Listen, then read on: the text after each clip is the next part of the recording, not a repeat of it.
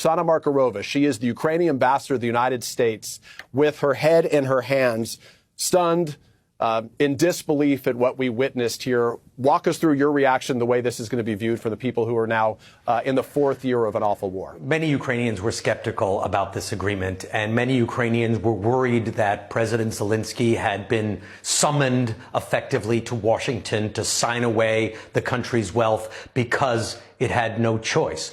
President Trump had come in and said, the guarantees that we, the money that we gave Ukraine over the last 4 years, those were not grants. In fact, they were loans, and we want our money back, and we want you to use rare earth minerals and other natural resources as collateral and to put them in a fund.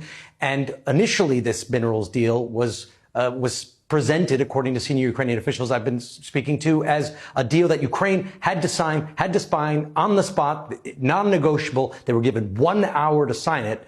President Zelenskyy said no. He's been negotiating through a team for the last couple of weeks to try and get a better deal. But what we saw right now was it looked like a deal was going to be signed. Maybe that deal gets signed today. Maybe it doesn't. But the last hour or so has been a catastrophic breakdown.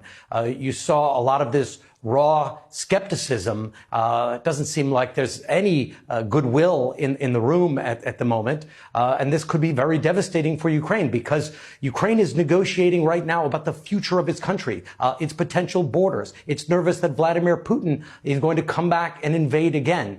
And I think, Peter, what you saw in this exchange is that the two sides view this deal completely differently. President Trump, who took J.D. Vance's side there. It was really J.D. Vance who started this, and it was Zelenskyy who refused to back down. And then as we were watching, you saw President Trump getting more and more annoyed and personally bothered by all this. He said, well, this is going to be great television.